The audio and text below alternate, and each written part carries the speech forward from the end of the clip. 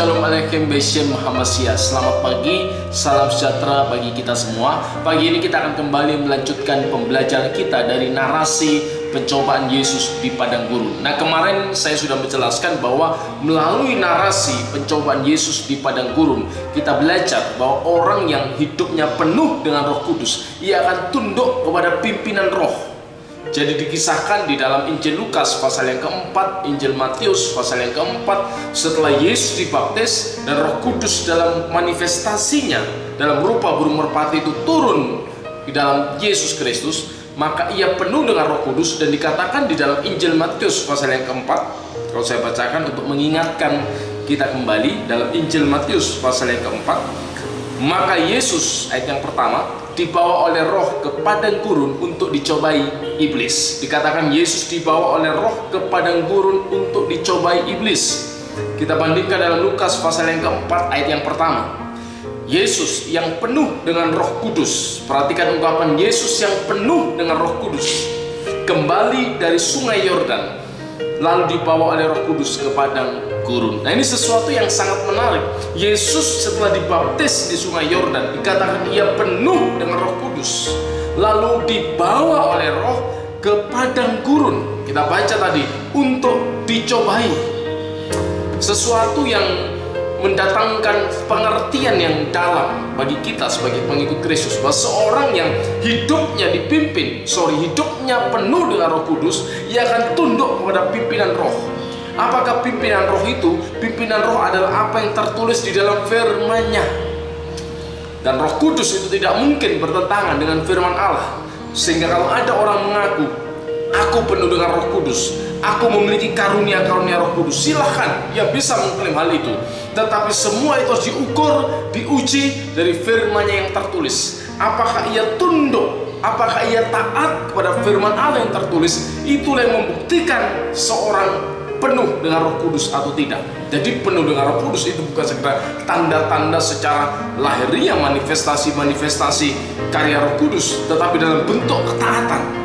Itu suatu buah, satu ciri yang tidak bisa dibantah, ketaatan kepada firman-Nya. Sekalipun dalam pimpinannya, Roh Kudus itu membawa kita ke tempat, ke situasi yang dimana kita tidak suka, kita tidak nyaman. Bagi kita nyaman, kita suka kalau Roh Kudus itu memimpin kita ke tempat yang enak bagi daging kita. Misalnya Mesias itu kalau dipimpin ke Yerusalem untuk dinobatkan sebagai raja, menyenangkan daging. Tetapi kalau kita baca tadi dalam Lukas pasal yang keempat, dalam Injil Matius pasal yang keempat, Yesus dipimpin ke padang gurun untuk dicobai oleh iblis, ke sebuah tempat yang tidak nyaman, untuk ia menghadapi ujian iman, untuk menghadapi peperangan rohani. Dan ini yang menjadi sebuah kebenaran bagi kita sebagai orang percaya, menjadi ciri bahwa seorang yang penuh dengan Roh Kudus, hidupnya akan dipimpin oleh firman Allah, hidupnya akan tunduk dan taat kepada firman Allah. Dan itu memang penuh perjuangan, itu penuh pergumulan. Allah tidak pernah menciptakan kita seperti robot. Kita memiliki kehendak bebas. Kepada kita dihadapkan pilihan setiap hari, bahkan setiap detik kepada kita dihadapkan pilihan untuk mau taat kepada Allah atau taat kepada kehendak dan keinginan kita sendiri. Pilihan-pilihan ini dihadapkan kepada kita dan kembali kepada kita, manakah yang kita pilih? Apakah kita memilih untuk taat kepada kehendak Allah dalam firman-Nya? Dan itu menjadi ciri hidup yang dipimpin oleh Roh Kudus. Nah, yang kedua, pada malam hari ini kita akan belajar, pagi hari ini kita akan belajar pada kebenaran yang kedua yang disampaikan melalui narasi pencobaan Yesus di padang gurun. Saya akan bacakan ayat yang ketiga. Lalu datanglah si pencoba itu dan berkata kepadanya, jika engkau anak Allah, perintahkanlah supaya batu-batu ini menjadi roti.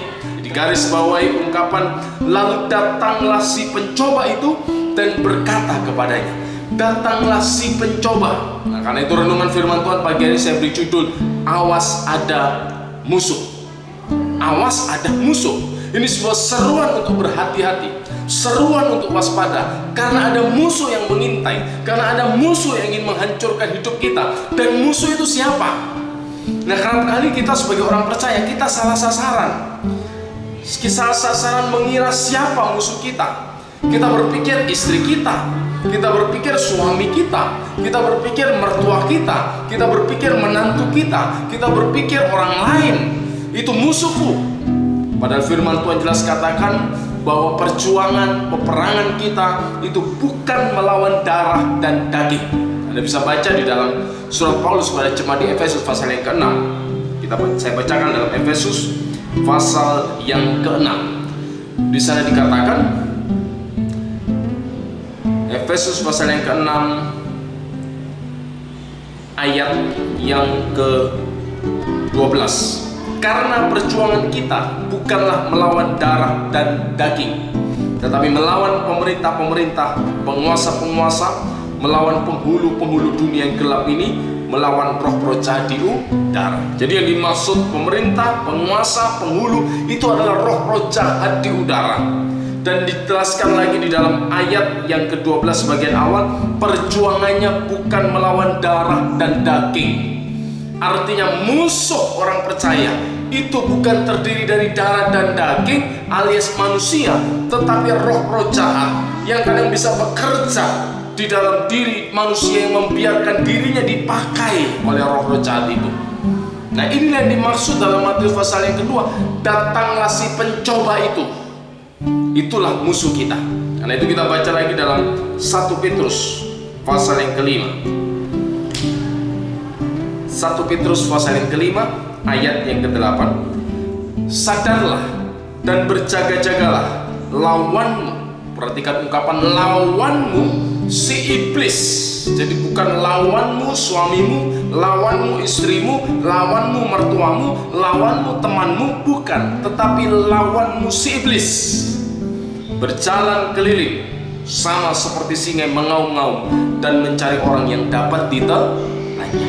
Nah, di sini ada kebenaran bahwa iblis, roh-roh jahat itu sebuah keberadaan yang real, sebuah keberadaan yang nyata, yang ditulis di dalam Alkitab. Kalau kita percaya Alkitab ini wahyu Allah, Alkitab adalah firman Tuhan yang di dalamnya berisi kebenaran dan tidak ada dusta, berarti kita percaya apa yang dinyatakan di dalamnya. Kalau Alkitab berkata ada iblis, ada roh jahat, dan iblis, roh jahat itu ingin menghancurkan kita, maka kita harus percaya bahwa ia nyata. Hanya mungkin lewat mata jasmani kita tidak bisa melihat dia. Allah bisa membuka, memberikan karunia supaya orang percaya bisa melihat keberadaan dari roh-roh jahat ini, tetapi tidak selalu. Dan itu tidak penting kita bisa melihat atau tidak bisa melihat, tetapi orang percaya diajar oleh kitab suci untuk senantiasa mewaspadai segala aktivitas dari si jahat. Kita diminta untuk tidak takut, tetapi Alkitab mengajar untuk kita mewaspadai tipu dayanya, karena ia begitu licik. Sosok yang tidak terlihat, ibarat mata-mata, ibarat seorang penyusup yang tidak kelihatan. Ia memperhatikan kita tidak bisa melihat dia. Tetapi jangan takut, di dalam firman-Nya sudah ada tuntunan bagaimana kita bisa menghindari segala jerat dan tipu daya si iblis ini. Nah, tentu dengan bergantung kepada Allah sepenuhnya, dengan meminta tuntunan hikmat Tuhan. Nah, sekali lagi ada musuh, hati-hati. Dan musuh itu bukan orang lain, musuh itu bukan suami istri kita, tetapi musuh itu adalah roh jahat yang ingin menghancurkan hidup kita. Dan dikatakan tadi si pencoba, iblis mencoba untuk menggagalkan, menjatuhkan iman kita. Kitab suci mengajar paling tidak minimal ada 3 tujuan target iblis di dalam kehidupan kita. Yang pertama, ia ingin menggagalkan pengiringan iman kita kepada Kristus. Dengan lain kata, ia ingin menjatuhkan iman kita. Dengan bermacam-macam cara, ia ingin bagaimana supaya kita jatuh, bagaimana supaya kita gagal, tidak sampai ke garis finish. Karena kehidupan iman kita itu digambarkan sebagai sebuah pertandingan. Dan iblis ingin di mana kita tidak sampai ke finish, kita menyelesaikan pertandingan kita. Itu yang menjadi sasaran dan target iblis. Yang kedua, apa yang menjadi sasaran target iblis? Ia ingin membuat kita menderita. Ada berapa banyak orang di dalam dunia ini menderita karena segala tindakan-tindakan dan karya-karya si jahat. Bisa juga orang menderita karena perbuatan dirinya sendiri, karena kebodohannya sendiri. Bisa, dan itu juga banyak terjadi. tetapi juga banyak orang menderita karena perbuatan iblis yang membuat mereka menjadi ketakutan, hidup dalam ketakutan, hidup dalam kecemasan, hidup dalam tekanan, menjadi depresi, menjadi kehilangan akal sehat. Dan iblis seolah-olah tertawa, senang melihat manusia yang mulanya diciptakan menurut rupa dan gambar Allah berada dalam kondisi terpuruk semacam ini. Itu sebuah prestasi seolah-olah bagi iblis. Itu sebuah kebanggaan tersendiri, bisa membuat manusia mengalami penderitaan akibat ulah iblis.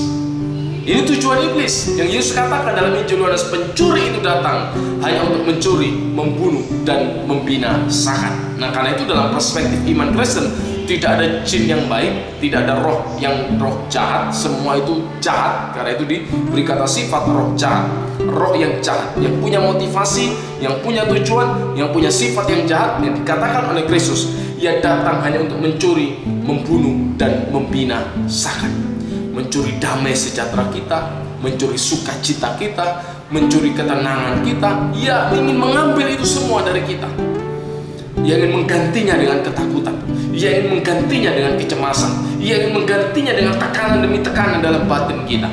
Tetapi Yesus katakan, aku datang untuk memberi hidup dalam segala kelimpahannya. Wow, begitu kontras apa yang akan diberikan Kristus di dalam kehidupan manusia dan apa yang akan diberikan iblis dalam hidup manusia. Pilihan ada di tangan kita. Tapi satu hal yang harus kita ketahui, iblis datang untuk membuat manusia menderita.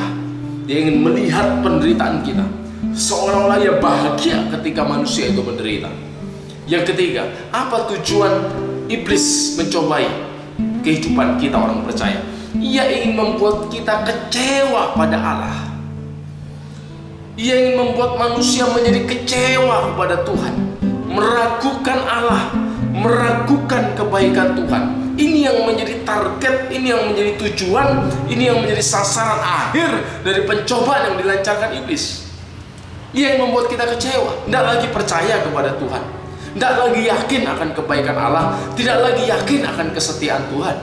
Karena itu kita perlu tuntunan firman-Nya, saudara, agar dalam menghadapi pencobaan demi pencobaan yang dilancarkan oleh iblis, yang diizinkan oleh Allah untuk membuat kita naik ke level yang lebih tinggi lagi, kita tidak gagal, kita tidak jatuh, dan kita kecewa kepada Tuhan. Perlulah tuntunan firman-Nya yang senantiasa memperbaharui mindset pola pikir kita, sehingga mampu melihat segala pencobaan ini dari sudut pandang Allah. Seperti yang dialami oleh Yesus di padang gurun itu, ia dibawa oleh Roh untuk dicobai, bukan untuk kalah, tetapi untuk menang atas pencobaan dan menerima kemuliaan yang luar biasa. Demikian juga hidup kita.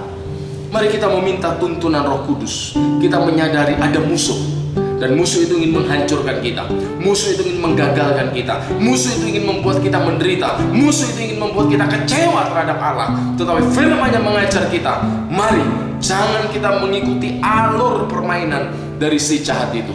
Senantiasa minta hikmat Tuhan, minta kekuatan Allah, biar kiranya senantiasa mata hati dan pikiran kita dicelikan, sehingga kita mampu menelanjangi segala tipu daya dari si jahat itu sendiri. Firman Tuhan mengajar, lindungi kami orang percaya dari si jahat itu. Lepaskan kami dari yang jahat itu, dari segala tipu dayanya, dari segala kelicikannya, dari segala rancangan-rancangan jahat. Jangan takut, ada Tuhan yang lebih besar, Tuhan yang lebih berkuasa, Tuhan yang sumber hikmat melebihi segala-galanya. Dia sanggup melepaskan kita, Dia sanggup menjaga kita, asal kita hidup dalam persekutuan dengan Dia. Yesus memberikan contoh, Yesus memberikan teladan. Ia menang atas pencobaan iblis, dan Ia ingin kita murid-muridnya, kita orang percaya juga mengalami kemenangan. Karena itu mari kita waspada, kita berjaga-jaga seperti yang dikatakan Petrus di dalam suratnya. Sadarlah, dalam 1 Petrus 5:8, sadarlah dan berjaga-jagalah. Lawanmu si iblis berjalan keliling sama seperti singa yang mengaum-ngaum. Sadar dan berjaga-jaga, senantiasa dalam keadaan siuman, senantiasa dalam kondisi berjaga-jaga. Karena musuh itu bisa menyerang kapan saja, musuh itu bisa datang kapan saja. Digambarkan ia seperti singa yang mengaum-ngaum, siap menerkam, siap menghancurkan orang percaya. Tetapi orang yang hidup melekat kepada Tuhan, ia tidak perlu takut, karena Tuhan benteng hidupnya. Tuhan sumber kehidupan, Tuhan sumber penolong satu-satunya. Ingat, awas ada musuh, dan musuh itu bukan manusia, musuh itu bukan darah dan daging, tetapi musuh itu ada roh-roh jahat di udara. Yesus Kristus di atas salib sudah mengalahkan musuh itu, yang memberikan jaminan kemenangan. Tetapi kitab suci mengajar pada saat yang sama, waspadai tipu daya dan kelicikannya. Amin. Tuhan Yesus memberkati. Mari kita berdoa. Bapa Surgawi, terima kasih buat firman-Mu pada pagi hari ini yang kembali mengingatkan, mengajar kami bahwa sungguh ada musuh yang ingin menghancurkan kami.